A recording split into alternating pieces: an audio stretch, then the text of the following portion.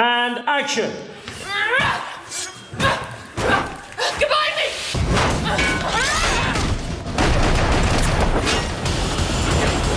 When I arrive, what should be a 10-minute get in, get out kind of mission, all of a sudden turns into this really incredible 2.5-hour chase scene, which all great Terminator films are.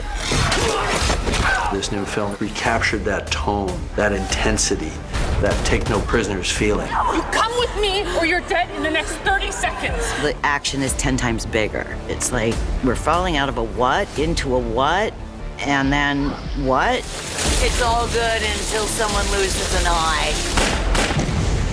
We're gonna wreck some real shit, right? We're gonna smash some fucking trucks. We're gonna bust some shit up. The way it is written, it is huge. We do a lot of great action. Of course, it's technology and there are special effects, but we're all trying hard to make it look real and to do as much as we can. At each stage, I kept getting more and more excited about it.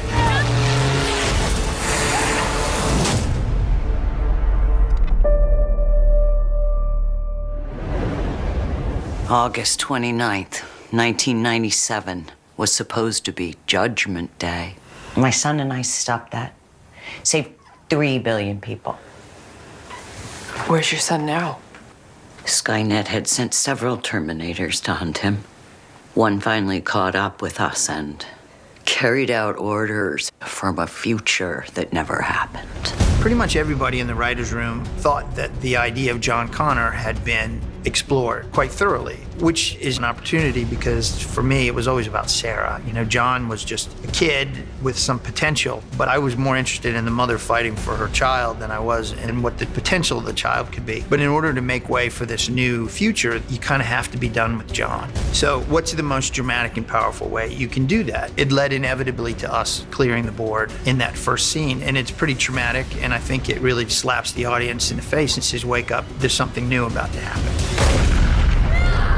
The opening of the movie, we have a sequence where we essentially are back in time. We see young versions of the principal characters, and it's by far the hardest work we've done on digital humans. It's unbelievably difficult. ILM is working with a process where they're doing some facial tracking that they can actually apply to their models, and they're really pushing the boundaries to try to make that look as photoreal and believable for the audience as possible. And it's going to be difficult because everybody has been watching these movies for years and years and years, so we have to be spot on to really nail that sequence.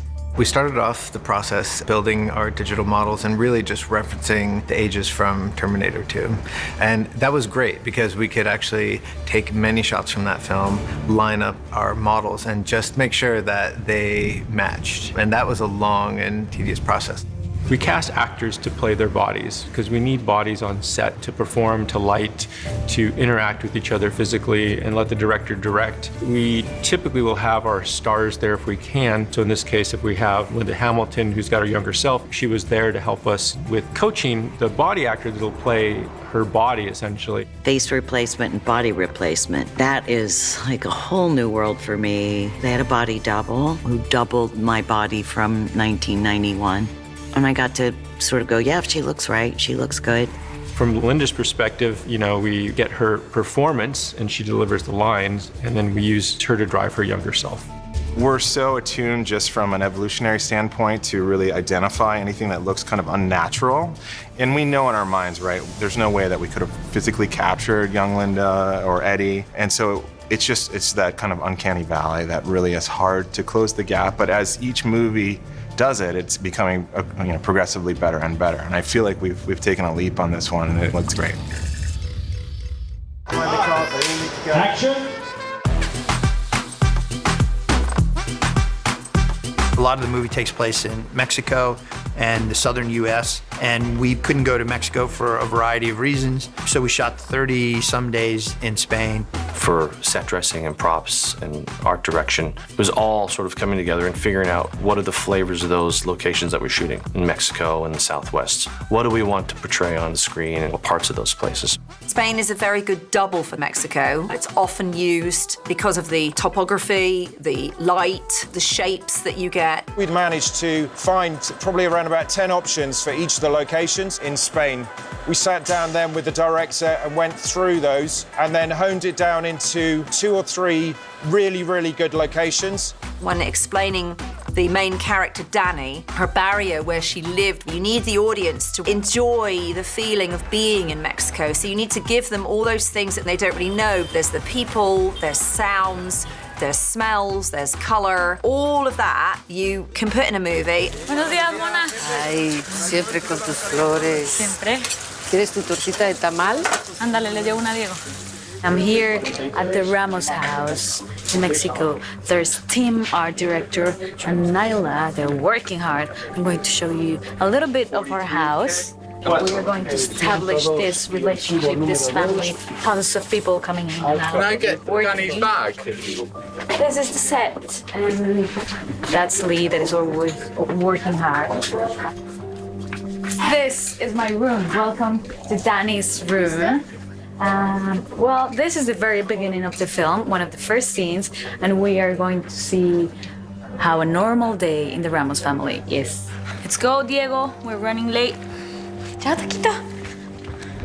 It's all about the layering. We used graffiti, but the graffiti that we used for Mexico was not maybe how a lot of people think of graffiti, like words or tagging. We had an artist who did paintings. We reference Oaxaca, which is a town in Mexico where they make all these beautiful little figures that are in bright colors, and they're quite amazing. We would paint a building and put up a mural, and we'd come to take it down, and they're like, no, no, no, no. We'd rather have the mural stay up because it's such a beautiful piece of work and it takes a lot of talented people and a lot of time to create it. I'm from Mexico City, born and raised. My mom was born in the States, but her family's from Spain, and I love Spain. But Madrid, it's very different to Mexico City. So when I arrived to set, it was like, Diego, just meet with the art department heads and just to make sure that it's authentic. And I didn't want to overstep my boundaries. It's not my place, but at the same time, I wanted to try and help them with any doubts or any questions to make it as authentic as possible. It's not the easiest thing to do Mexico City in Madrid. Madrid does not really look a lot like Mexico City. As a production designer, you look for in the building shape, the window shape. What can I do with this shot? How can I change it? Does it look like Mexico? I think so. It looks like Mexico.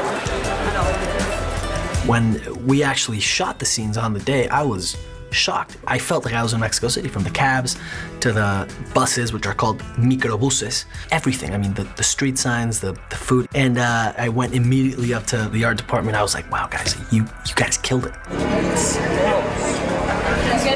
And when someone walks up to you and says that to you, you know you've cracked it. Supposed to pick up a detainee named Danny Ramos. Please lock your weapon. Expect a big ping, brother. My whole body's a weapon. The Terminator itself has always functioned best when it's taken upon the role of an authority figure. And so we thought, okay, well, if she's in Mexico and try to cross the border, which has all sorts of resonances with the things that are happening today, it'd be interesting if the Terminator then kind of morphs what it's presenting itself as somebody, or border control or ICE or whatnot. We are shooting a detention center scene that happens when our characters try and cross the border. And it's a lot of chaos, a lot of extras, and a lot of fighting. This is a baton that they gave me that I'm actually not allowed to use, and somebody is always watching me in case I hurt someone. We shot the detention center scene in a Nokia factory that we had made to look as much like one of the American detention facilities as we could. Sarah Connor. I'm Officer Rigby. It's an honor. We're right now filming in a warehouse which is doubling as a detention center on the border of Texas and Mexico. I'm a border control officer who takes Sarah Connor away and interrogates her. What do you sound like in the movie? I sound like this. No, I sound like this.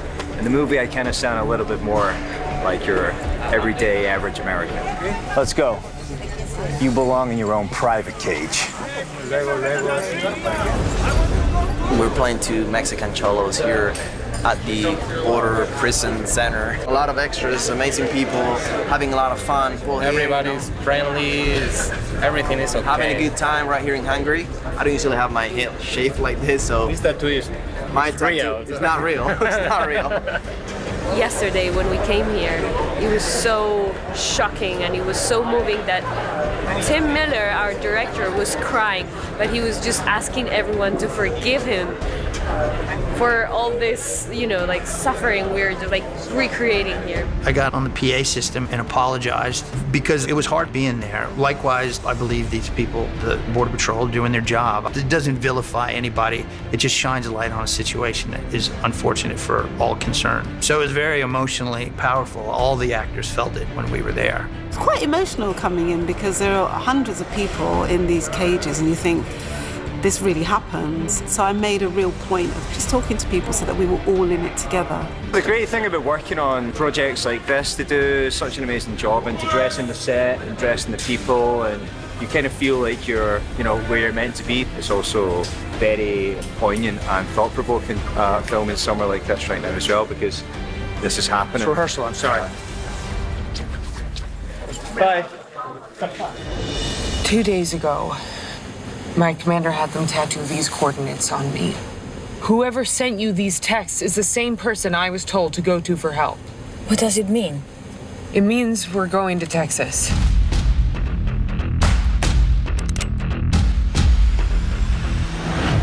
The T-800 cabin in the movie where Arnold and his family live was something that Tim wanted to be about a Terminator that has become as human as possible and lived the American dream or the human dream, but he wanted a specific feel. The T-800 cabin was quite an interesting set for me because you need to tell the story of, did they buy the house? You know, they bought a piece of land, they built something. The aging needs to be of that level. You need to show that. You need to tell the story of how he's learnt about people, reading, researching, traveling, whatever it is he's done. While raising Mateo, my son, I began to understand what I'd taken from you. You grew a conscience?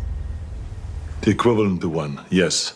We'd looked at a lot of locations, a lot of cabins and houses that were in the middle of the woods that just didn't work. There was a house on the location that was built for another production. We loved the land, but the house didn't work, so we struck the house and we had a full cabin built. It didn't want to look too old-fashioned. We sort of had the brief that it was probably 12 to 15 years old, but it had a slight modern edge to it. And outside we created a sort of bunker and shooting range, so we still have the whole armory references, which go back to the other Terminator films as well. You just keep this around? Even without a rogue AI taking over, I calculate a 74% chance that human civilization will collapse into barbarism. Also, this is Texas. We are currently in the house which is being used for the T-800 cabin in the woods. There was a lot of thought that went into the colouring, keeping it warm to sort of emulate him being part of family, and that's why you can see a lot of wood. We went for real oak. It was all to give it that realism. We wanted it to be a bit Navajo, to have that sort of look of that, and the colouring was very important to get the colours right, and all these paint finishes, and Do you think it would be good and this gentleman here. Do you think it would be good to move the chair a little forward? Yeah, I was just wondering if you wanted to do that. I love it. You did a great job. Tell me what happens when this all falls apart. There's no warning. Day one, everything just stops. By day 3, the whole world was at war. The main goal, the main purpose of Grace's future, the film, is to show that this is not a happy place, this future, and really to show what the stakes are, because if our heroes lose in the present, this is what's going to happen. This is 25 years in the future we're going to. Tim and I talked about how far you could go with that. Science in this future is not slick and well-designed like Apple. It's more of a, we're going to do whatever we can to fight. Obviously, with past Terminator movies, very iconic in terms of the battlefields of the future, this has a very different look about it. So the VFX were handled at Blur, and they went out and did some really cool things where they took drones out and they filmed this really big canyon and got a bunch of photography essentially and are using photogrammetry to create a real environment. So it looks super photoreal. It's a really amazing sequence that looks a little bit different than what we've seen in the past. It was a nice tease of our future soldiers and this amazing vehicle called the Dragonfly, which was a modern version of a troop carrier. We are 5 clicks out, carrying wounded precious cargo. Over. We're inside what I've been told is called the Dragonfly, and it's a helicopter from the future, and it's hard to say what it's gonna look like because it's all blue screen right now, but God, I can't wait to see it. With the Dragonfly, Tim made his decision that the way that it looked was going to be this quite sort of heavier, chunkier piece. They've just come from a mission and they're landing back at the base when the Rev 7s catch up to them. We are dirtying, spritzing, blood, dirt, mud, all this good stuff. My friend Tom here noticed the scars. This is one of our flash forwards to the future, where the Resistance is trying to stay one step ahead of the horde of machines. And Tom here is one of the leaders, so just making him suitably a mess, because they've just been in battle. A battle is not about infiltration, it's about the most effective killing machines you can find. So the Rev 7s look very different than the Rev 9s, and they don't even make an attempt to be human. And they're pretty horrifying creatures when they show up. They're just there to fuck shit up. The Rev 7s are 7-foot tall, liquid metal and endoskeleton combined. Once you sort of decide on, we're gonna do the endoskeleton with liquid metal over top of it, then that kind of becomes the technological basis for everything Legion does in the future. So everything is that. And so I thought, how is it gonna kill people? It's gonna make these tentacles and fucking stab them to death. Humans have some weapons to fight back. They have these large rifles that fire these depleted uranium shells that are able to blow holes through them, but doesn't necessarily stop them. When we did those flash forward scenes, I'd say we really were aiming for something that almost is the feeling of a memory or a fever dream, more impressionistic. I really thought that this is more about like how we really don't want this to happen than it is about like, wow, it's cool, they're blowing up robots. And so it was making it seem like a kind of a nightmarish memory.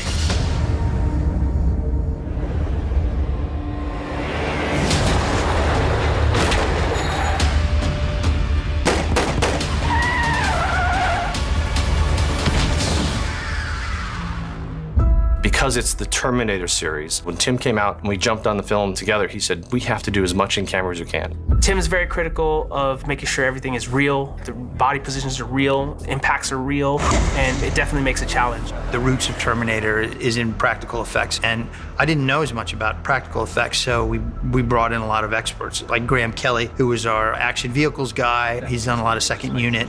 Phil Silvera, who was our second unit photographer and stunt coordinator. Phil's quite comfortable with big car action scenes, so I would write kind of what I want in general, and then these guys are gonna say, yeah, this is stupid, or that's been done before, or this is not possible, or here's how we make this cooler. Action!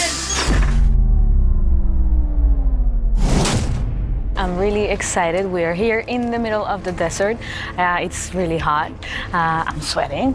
But I'm really excited because today we're having this really exciting scene with a car chase. You see like smoke. We have big explosions.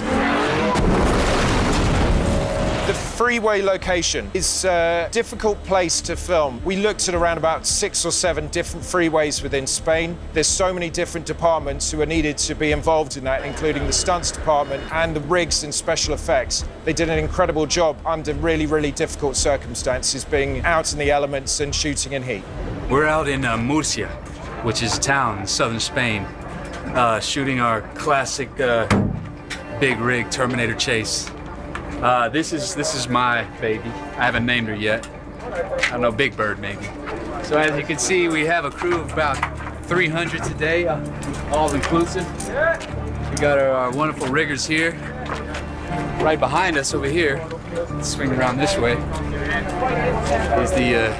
is the target. My sole purpose is to extinguish the life form sitting in this vehicle here. When we were shooting the car chase, It was insane to see all the technology that they used for the actual stunt cars. And Graham Kelly, who's the actual stunt driver car specialist, he engineered this pod that was attached to an altered vehicle. So this car can't be driven? It can be driven as well. It can? As well, yeah. You can drive it from inside, and you can drive it from... And you can drive it from the back. In front of the camera, that's all. The pod is really a driving position that's in a cage that we can connect to the controls of the vehicle, and we can have it driving from any position on the truck or the F-150. It gives us more room for the camera around the actors, and they haven't got to drive. They're complete passengers in it, so they're able to act. We are shooting a driving sequence today that I thought I would be responsible for, but it turns out they built this custom sort of dune buggy attachment to put in front of the car and drive wildly while I do this with my arms, very believably. Here you see our pods. We got a pod up there. We got a pod here. That's so they can be operated by the actual professionals. I mean, if you've ever tried to drive a car from your bumper, I don't know if anyone ever has, but I imagine it's pretty difficult. I personally don't want to find out.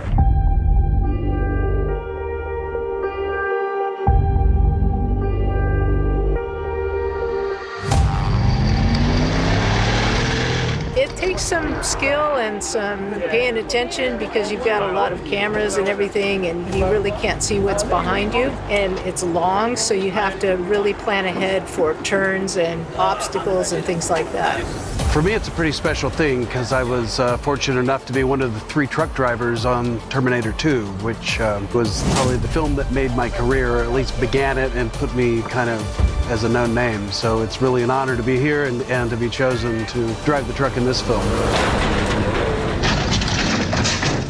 It's really a cool truck. It's an ex-European military truck, and it's a 6-wheeled beast. They've added some power to it, and we've got 6 of these things. So they all just run really better than anybody would expect them to. We're about to destroy this taco stand with a very large truck and hopefully make it a very small taco stand after the fact. The F-150 comes barreling round this corner, makes a hard right turn, loses the back a bit and gets past that. And our N10 truck is coming from the same direction. He's bearing down on her. Obviously, he's slower in the bend, but he doesn't care about that taco stand. So he's going to smash that to pieces, just going to demolish it. 3, 2, 1, action!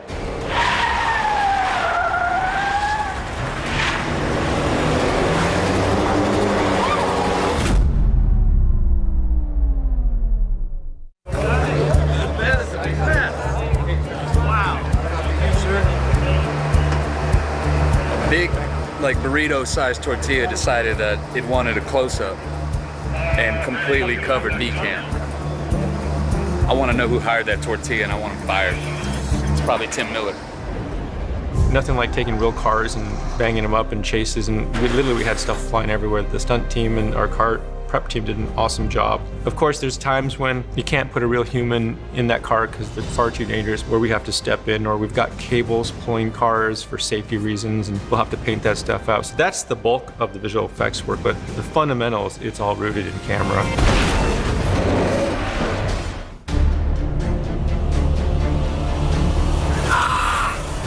The whole final sequence of the C5 getting into the Hummer, in the plane, falling to the dam, the water work, it's just huge.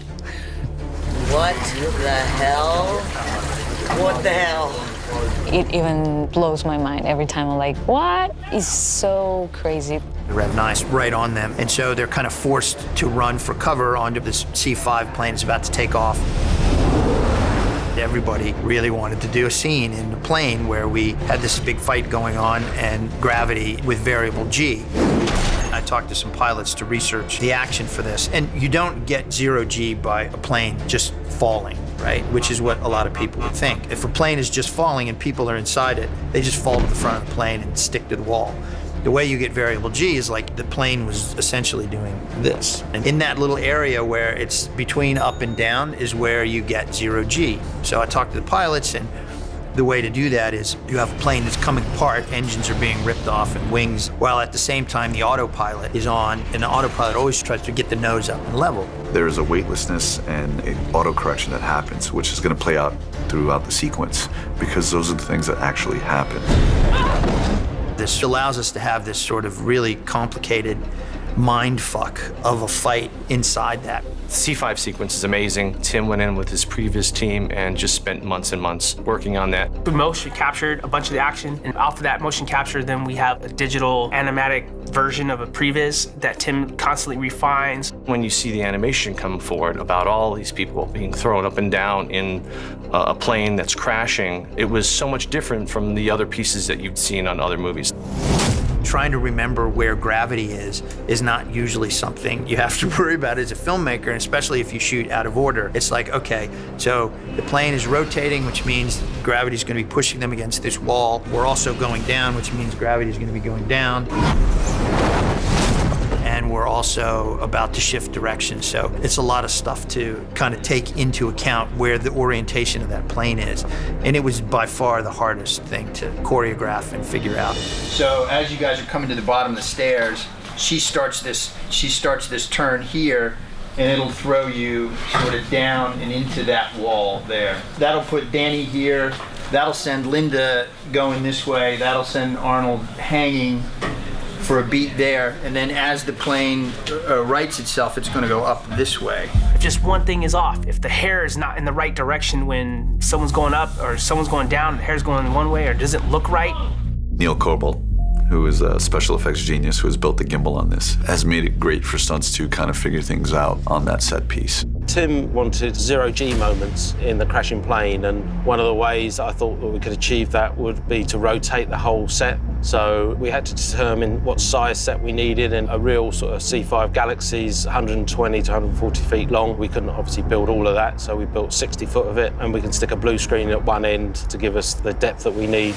It is a gimbal that is over 80 ton of steel. It is a mammoth piece of engineering, and we built a C5 inside of it. It's probably one of the biggest rigs I've built. It revolves 360 degrees and tilts 10 degrees either way. It's the world's biggest washing machine. This has taken us 5-6 months to design and another 5 to 6 months to build it. So it's been quite a long project. Action on the rig.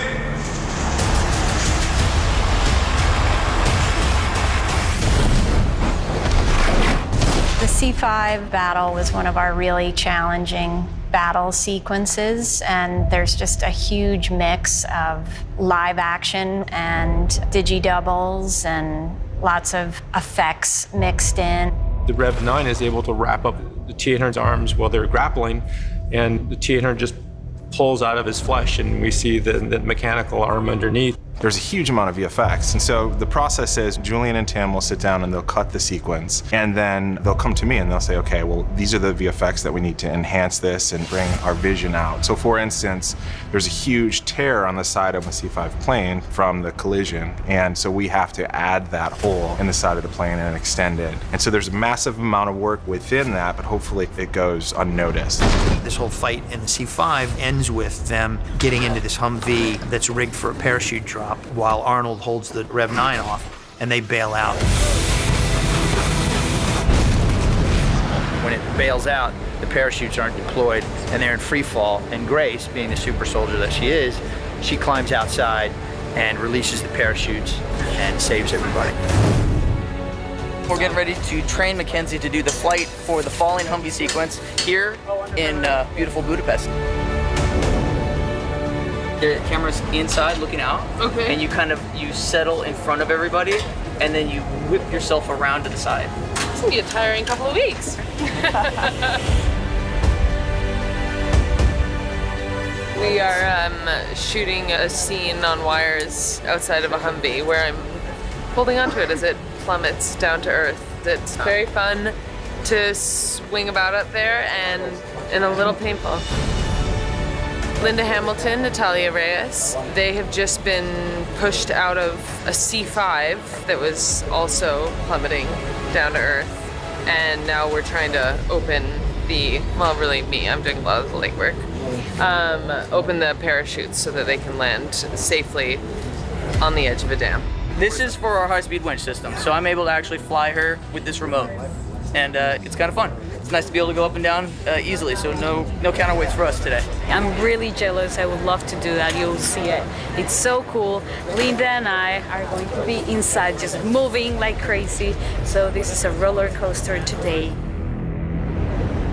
Behind me is the set of the spillway, and we have huge waterfall effects and also spray effects as well. The other way we have it's the same scene, and we have a 6-axis motion base with a Humvee on. So at the moment it's in its horizontal position. When we get the actors in, we can raise it up 90 degrees, so it's vertical, and we can do all the close-up stuff on here with the actors, keeping them nice and safe. And on the other side, we can do the big stunts and wider shots to show the scale of what we're trying to do. Do you see this Humvee over here? You see all this shit? Just fucking insane. Look at this. This is the biggest thing that I've ever been a part of by a long shot. These cranes are giant. That sequence there, I'm personally very, very excited. I like all the sequences, but I really like that sequence. The minute that they hang you upside down, you feel nauseated. Linda's having so much fun. She loves water parks, so. I love sharing water. I do. Jump on in. Come in. So much fun. You have this big underwater sequence where the Humvee is tumbling, being washed down the river, while this Terminator's coming after them to kill him. It's pretty fucking cool. For the underwater sequences, they did a lot of tank work where the actors were actually in an underwater environment. There's no way to replicate the authenticity of the actors actually doing it. And so we really appreciated that they were willing. So we got fantastic plates to start with, and then from there we're just kind of augmenting and creating this very turbulent river environment that's around them. The Humvee underwater sequence was shot on a huge blue screen stage, and then all of the exterior has been created in a digital environment to make it feel like they're under this huge body of water. We actually got to do 2 underwater sequences, both the Sarah and Danny underwater and then the Terminators underwater fighting each other. And those were really fun because Tim wanted to play it very murky and very dark, and yet these eyes punctuate out of the darkness, and it's very creepy, and I think it elicits everything that the original Terminator film did in terms of who these characters are. He's going to swim up against the windows, and that's what he's going to punch, and then we have big visual effects as the blades coming through. It's going to be badass. You have too much CG effects. I think the audience nowadays, they can see it. It's great to combine visual effects and special effects together, and I think that the more you can mix it up and you keep the audience guessing, the better it is.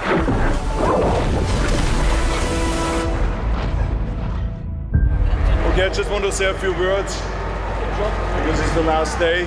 I want to say thank you very much. I'm very much aware of every single person here, of how much work that you put in to make this movie become a reality. Doesn't matter if it is wardrobe, if it is makeup, if it is hair, if it is stunt coordinating, stunt people. To me, the success of the movie is the hundreds of people that worked together and slaved away for months and months and months. So I just want you to know how much I appreciate all of your work. We love you. This was extraordinary. Thank you very much for all your work. Thank you. Woo!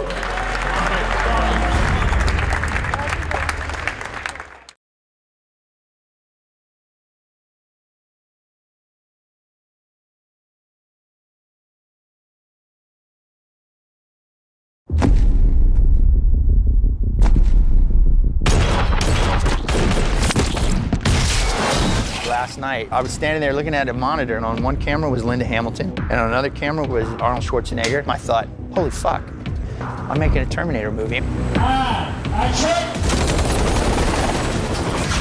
It was relevant back in the 80s and 90s when James Cameron created it, and now it's so relevant more than ever. Even back then, people were already starting to see automation, robotic. It's already going too far. It's fun to play the Terminator and to do all this action stuff. I love the franchise, and women power is mighty in this film. It was Sarah Connor in the 80s, and now we're 3 different and diverse women here. It's just very focused on the characters, and it's just a fast white-knuckle ride through a techno hell that comes to our present day. Oh, shit.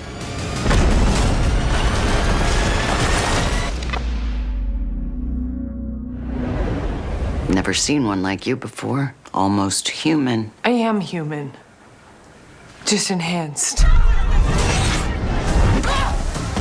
There's a certain type of story that is about a chosen one, someone who rises to greatness because they've been chosen by destiny. And then there are stories about heroes who rise because circumstances demand it. But Terminator was kind of somewhere in the middle. Danny, you are the future. You figure out pretty quickly what a super nerd I am. So it was really this nebulous thing of what would you do if you wanted to make a Terminator movie? It deals with the proximal threat of the human collision with a potential artificial superintelligence, and we've tried to recapture that feeling and not get too grandiose and too complex and have a lot of characters jumping backward and forward through time. Time travel movies are tricky, right? They can be a real mind fuck. So the central premise that we operate from is Judgment Day is inevitable. The rise of AI is inevitable. So even though Sarah took a stab at changing all that and fixing it, she really can't.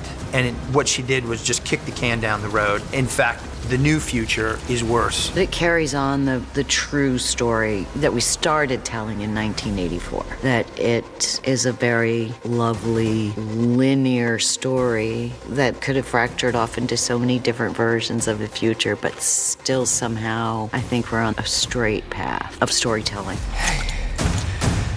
I'll be back.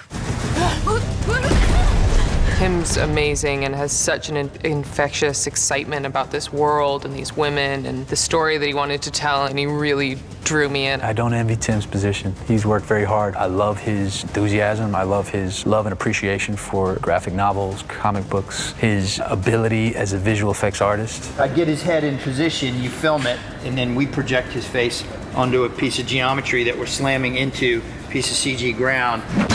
That is the world he comes from, to create this fantasy and to create this world. And we've seen that in Deadpool, and we will see it also in this movie. He feels very comfortable with moving from directing a stunt to directing you in a very intimate scene. Tim has this fresh new vision that is adding to the new vision of James Cameron and the franchise, and so I think it's a perfect match. Just want you to know that when Danny's safe and this is all over, I am going to kill you.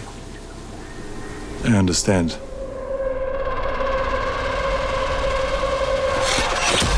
The most important reason for Jim to come back to the franchise is because he knows the material like nobody else. Secondly, he's fucking Jim Cameron, so he's one of the smartest guys you'll ever meet. I'm a creative executive producer on the film. I worked with Tim Miller trying to give him the best bat to hit a home run off of. That's called the shooting script. The primary place he was involved was in the writer's room. We did a little author's writer's room at first for just a couple of days, which was great. I brought in 5 of the top sci-fi fantasy authors that I'm a big book nerd, so getting to have those guys in there just to blue sky what this new film could be was great. And then we brought in the screenwriters, so we got a lot of opinions and thoughts. At the core of Terminator movies is Jim Cameron's complete belief that AI is coming and his complete suspicion that AI will wind up being a curse. But at the bottom of all of that is his belief that the human spirit will always triumph. I think the way Jim had created Skynet and the technology that came out of that was we knew a lot less about what kind of shape AI would take. Our dependence on technology is so much more than it was back when the original films were created. So it's not just that the future attacks us by using our weapons against us, it's that the future attacks us by using our complacency against us. One of the reveals of the film is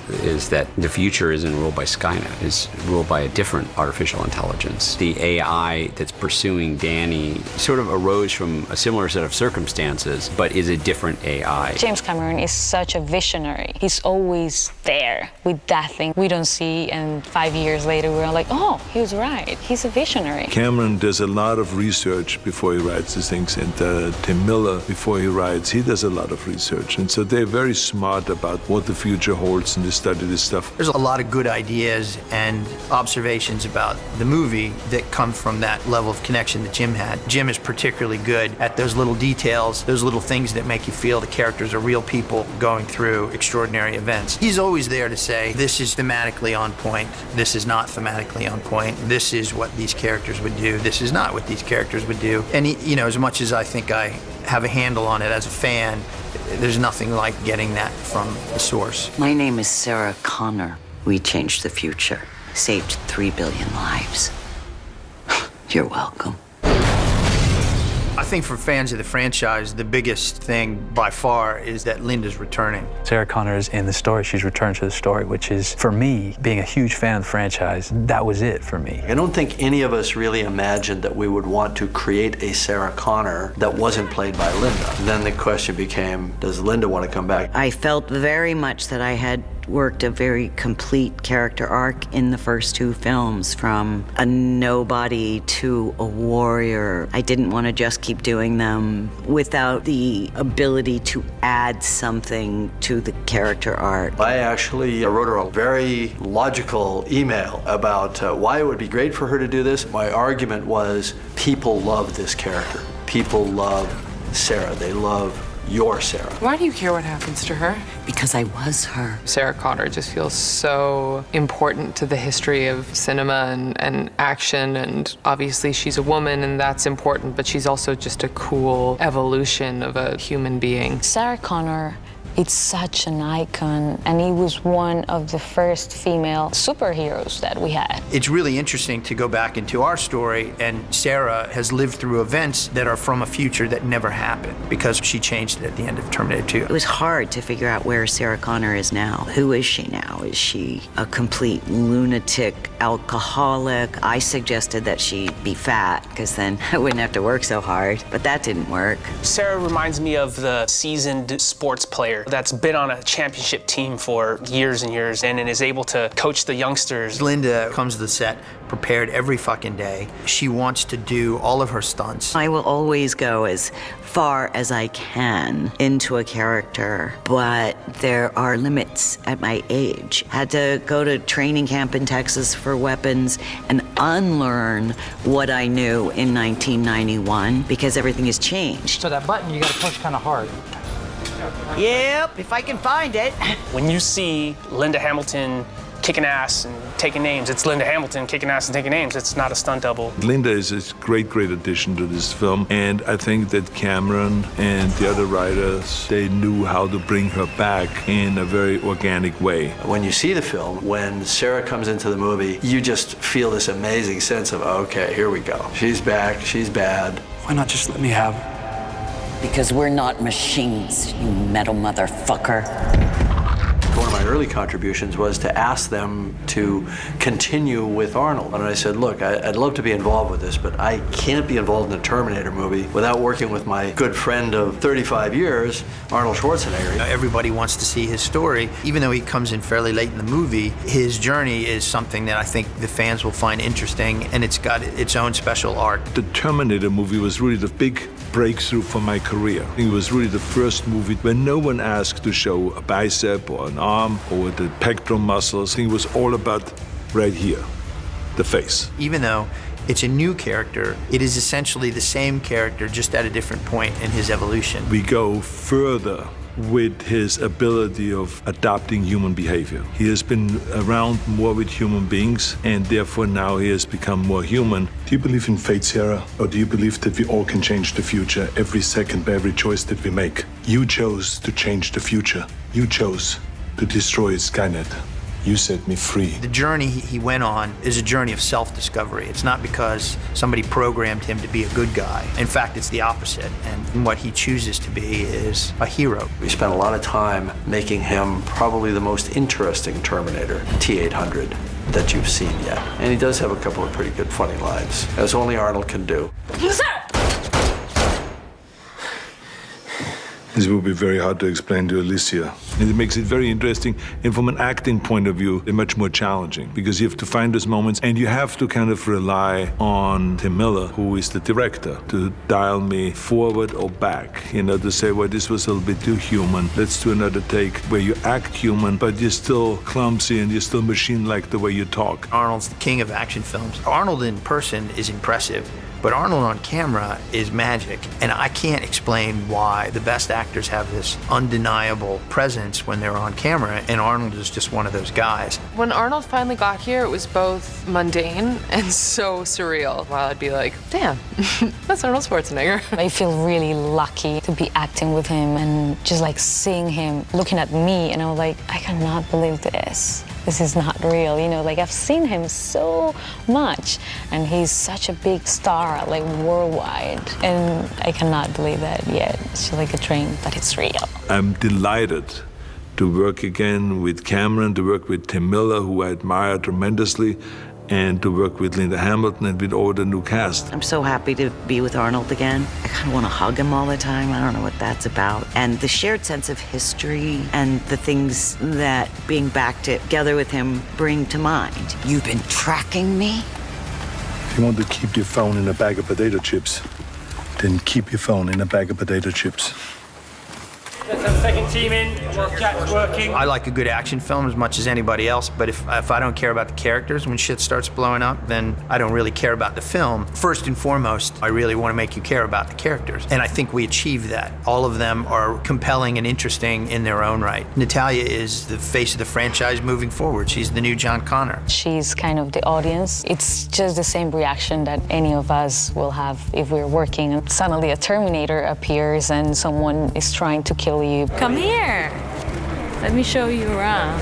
In this day and age, when there's so much going on with immigration and closing borders, that just seemed like a really interesting thing for us to do, that the most important person in the world is this blue-collar girl, this nobody from Mexico City. Dani Ramos, she's a good person and a great human being, but she's not the one you would point to in a lineup and say, oh yeah, leader of the future, leader of humanity, absolutely. How do we win? We win. We're keeping you alive. She doesn't have that air in the same way that Sarah Connor didn't have that. Natalia is our hope for the future for this franchise, and she's got it like 150%. She's the most fluid actress I have ever worked with, and I mean ever. She's just got the most amazing instincts. I love Natalia and Linda so much, but it's a very delicate balance having 3 people in a group. It's a hard balance to strike, and it's been so sort of seamless and loving and wonderful. I think we've been able to be really weak around each other and really strong around each other, and it's just been such a wonderful thing to go through this with them. We are all like strong, independent women that we're fighting, but I really like the fact that we're 3 women in the new Terminator. I'm not gonna live in fear the rest of my life, even if your plan means that might not be long. I want to stand and fight. So we choose our weapons and our ground. We're gonna set up a Kill box. And then we're gonna use me as bait. And then we kill that thing. Okay? Grace is the character that I think the audience will identify with, and she is the star of the action set pieces, and she's the character that dies at the end. So I have to make you care about her, so her death is meaningful. She is this sort of nobody who gets plucked out of an unimportant existence and is called upon to take the reins in her own life and to act bravely and selflessly. And I think we're all really invested in stories where people risk not just their lives, but their comfort, and they take the reins of fate. Talk fast. You first. With Grace being this augmented super soldier from the future, it opened up a whole other world of opportunities for how these action scenes could be. Grace is built to fight Terminators, so super speed, stronger than normal, ability to take a lot of damage, enhanced senses, hearing, eyesight, things like that, but still with all that human heart and human drive. Is she good? Is she bad? She's definitely not entirely human. How human is she? She's a pretty interesting character. She's a fantastic actor, and she's very emotional. She's got her career in indie films mostly, and she has a lot of humanity. You instantly like her, which is why I chose her, because I need the audience to identify. Mackenzie is supposed to be a super soldier from the future, so we had to put on a lot of muscle mass to make her look as badass as she does right now. Ever seen something like that? Here we did that. The training was important for the way that I carried myself. I think all of the aesthetics are really fun and it's what you point to, but more than anything, I wanted to carry myself the way a soldier or an athlete carried themselves, of which I am neither. I never carried myself that way. She has been eating 5 times a day, every 3 hours, just to make sure that she gets the protein, so we feed her muscles with proteins all the time. Mackenzie is going to get the attention for how she's transformed her body, and it's wonderful to see what she's done and the strength that she's discovered. It's been really intense, but it's been great. I think when you anticipate this, it's like a movie montage in your head where I'm like listening to Eye of the Tiger and pumping weights and then boxing and everyone's like, wow, she's great. But instead it was like really humiliating and humbling most of the time, and people being like, I don't know what we're gonna do. Take cover. I don't hear anything. Yeah, well, you're not an augmented super soldier from the future, are you? We spent a lot of time on our new nemesis from the future, but he's pretty damn spectacular. He's played by Gabriel Luna, and character name is Rev 9. It's just this evolved hybrid of the T-800 and the T-1000. Matte black alloy endoskeleton with a mercurius liquid exoskeleton that can operate remotely from the central CPU. It's fun, man. Here we are. Let's finish this scene. This new Terminator had to be more human than human, to steal a phrase from Blade Runner, because it could be. So if it's easier to talk his way through a situation, he'll do that. He can be very charming, he can be very persuasive, he can be very human. Sorry. Metal hip. 2 tours in Afghanistan. All right. Thank you for your service. So I wanted someone who could be charming in one moment and then the eyes go dead and he's a killer. And Gabriel Luna was that guy. Terminator 2 I saw when I was 10 years old. Mother took me there. That was my childhood. And as a huge fan of Arnold's, and I'm still a bit at a loss for words. Give me the girl. No.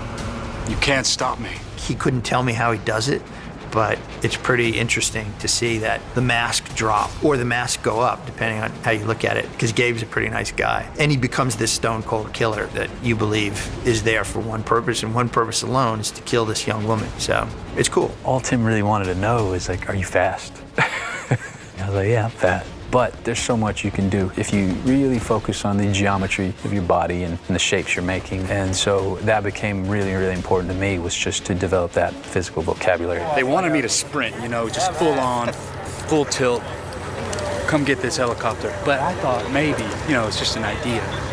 What if I just power walk it?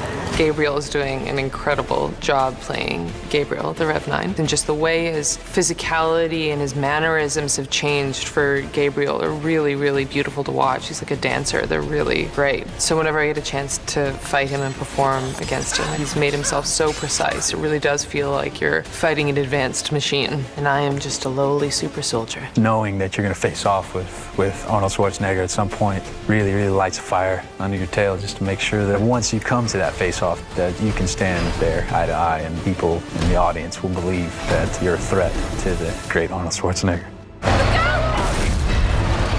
What makes this a direct sequel to T1 and T2 is as much about the tone as it is about the narrative. Every character is important for a different reason, and every character needs to be the most important character at different times. You want to cross the U.S. border with an undocumented Mexican national and a woman who had her own episode on America's Most Wanted. You have a story that people understand and characters that they care about, and then some blistering action all around that. The fact that Arnold's coming back again to play his character and Linda to finish the story of Sarah Connor is the best of all possible worlds. If it had just been a continuation of the Terminator movies, I wouldn't be here. It's the fact that we get to finish this story. The stories of these characters is what makes it so unique. A Terminator has just killed your whole family. What do you do?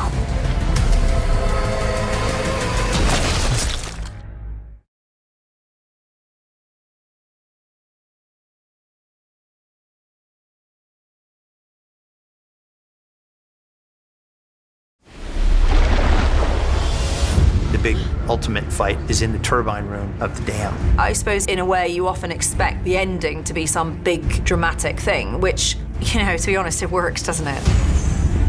That is one hell of a climax for the T-800, the Rev 9, Grace, Sarah Connor, and Danny, just to kind of end this film and maybe begin something new. Should be easy enough. When you do the stunts and you do all this action stuff, you never really know what it's going to end up looking like.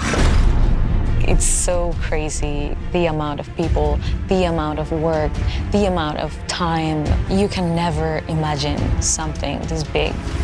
I've never done anything even close to this huge. T2 might have been this in its day, but all these years later, it's like, holy crap, it's huge.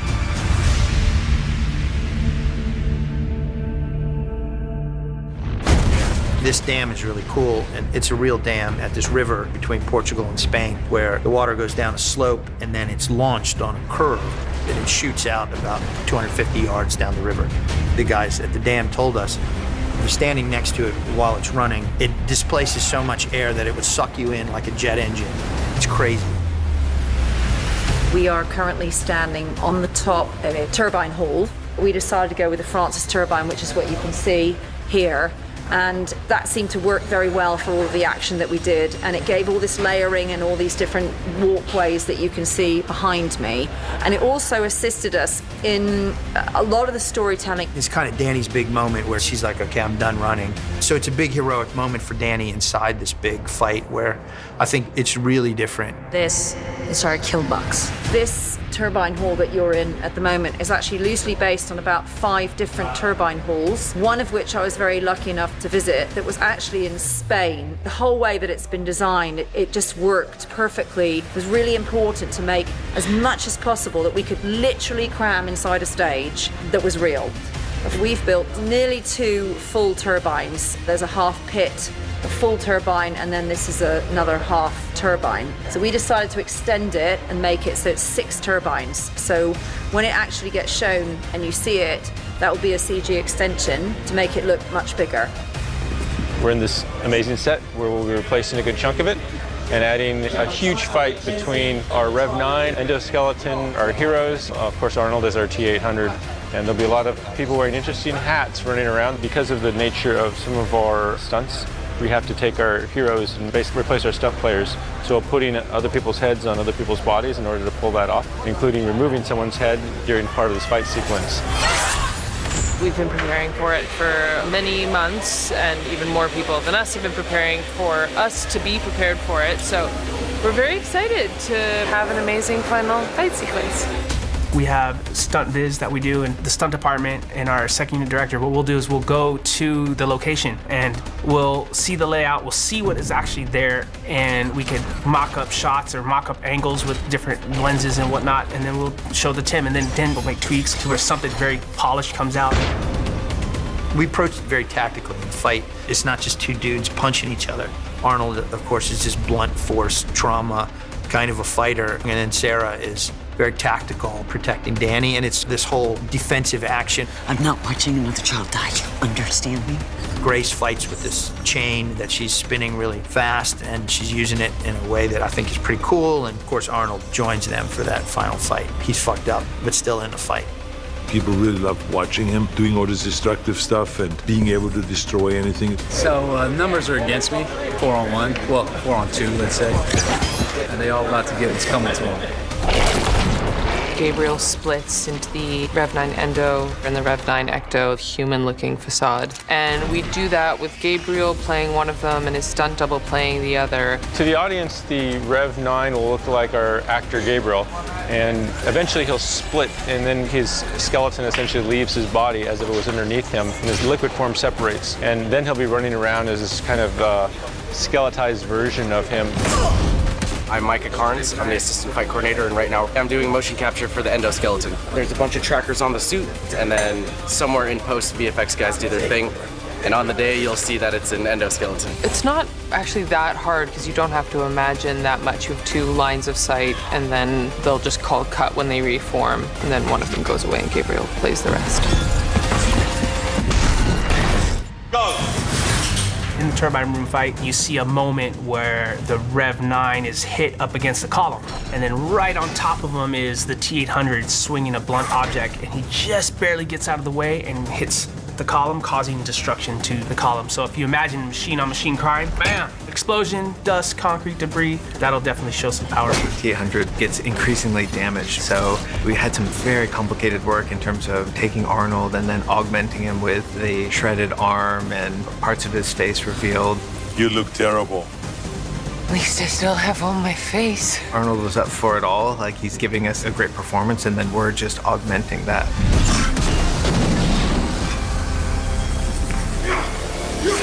Our stunt doubles do the more dangerous stunts, and they're great at it. This guy, Jason True, man. Thank you for him. Freddie Bocegas is a rock to the show. I can't say enough great things about him. So what works with that is, she tried to kill me, I shoulder blocked it, now she has to drop and do push-ups. So you have to be on your toes at all times. Jason Domenico, who is one of the best stunt riggers in the business, is here, and he is doing some amazing rigs and keeping the actors safe. Jimmy Choo and Micah Carnes, who I've worked with for a long time, are great at designing action. We work very closely at doing these fights, and they're great at working with the actors. That's my boy Jason up there, taking a pass with a very cool, very Terminator-y entrance. Today we are doing the jump off the turbine rail over there. It's a 3-part hand pull. I'm on his pull line that pulls him forward over here. We've got 2 more lines, one that keeps him afloat. The other one is his back line that kind of slows him down on the way in. So it's kind of critical, because if I pull him too short, he'll hit the rail on the way over. And then if I pull him too far, he'll miss his mark.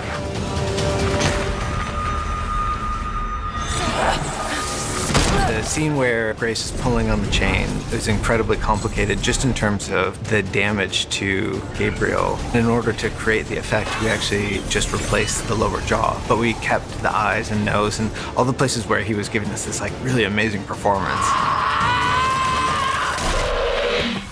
You need something that can kill a fucking Terminator. So in my mind, the only force powerful enough was some sort of electromagnetic field that could destroy at least the skin part of it. And then this seemingly indestructible endoskeleton would be the final leg of the battle, and that's what we have to use Grace for. I'm sorry, Grace. This thing is basically unkillable. It takes the combined efforts of all the characters in the film to take this thing down. I'm gonna kill you, fucker. It's just nonstop. It's like hit the floor and smash your face, then get up and then grab her and pull her up all day. I think the most exciting part of it is that all the action has a background and has a deep urgency within the story. The action is always about character. It has to be rational, it has to be believable.